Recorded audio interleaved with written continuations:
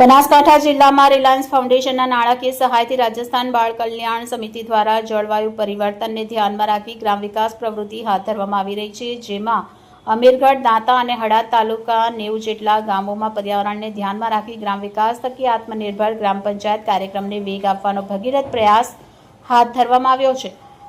પરિયોजना अनुसंधाने सामाजिक वन विभाग સાથે જોડાણ કરી વરસાદી માહોલને ધ્યાનમાં રાખી પ્રોજેક્ટ કાર્ય વિસ્તારના ગામોમાં પર્યાવરણ પ્રત્યે સંવેદના સાથે લોકભાગીદારી થકી સામૂહિક વૃક્ષારોપણ કાર્યક્રમ હાથ ધરવામાં આવ્યો, જેમાં અમીરગઢ તાલુકાના માનપુરિયા ગ્રામ પંચાયત તથા ગ્રામ વિકાસ કમિટીની સક્રિયતા દાખવી ગામના તમામ સમુદાયના પર્યાવરણ પ્રેમીઓ મોટી સંખ્યામાં જોડાઈને સામૂહિક શ્રમદાન થકી ચામુંડા માતાજી મંદિર તથા મહાકાળી માતાજી મંદિરમાં 1000 કરતાં પણ વધારે રોપાનું વાવેતર કરવામાં આવ્યું।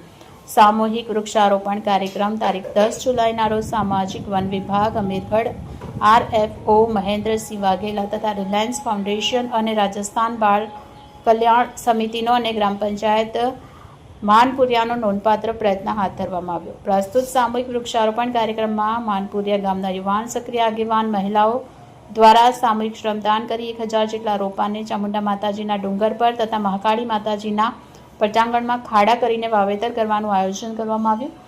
ગામના સક્રિય યુવાનો દ્વારા તેમનો ઉછેર કરવાની ખાતરી આપવામાં આવી। કાર્યક્રમમાં ઉપસ્થિત મહેન્દ્રસિંહ વાઘેલા દ્વારા માનપુરિયા ગામના લોકો શ્રમદાન દ્વારા વાવેતર કરેલ રોપાની ફક્ત કાર્યક્રમને ધ્યાનમાં રાખી વાવેતર પૂરતા નહીં પણ તેની માવજત તથા ઉછેર કરવાની અપેક્ષા વ્યક્ત કરી। કાર્યક્રમને સફળ બનાવવા રાજસ્થાન બાળ કલ્યાણ સમિતિ, ગ્રામ વિકાસ કમિટી માનપુરિયા તથા ગ્રામ પંચાયત માનપુરિયાનો નોંધપાત્ર પ્રયત્ન રહ્યો।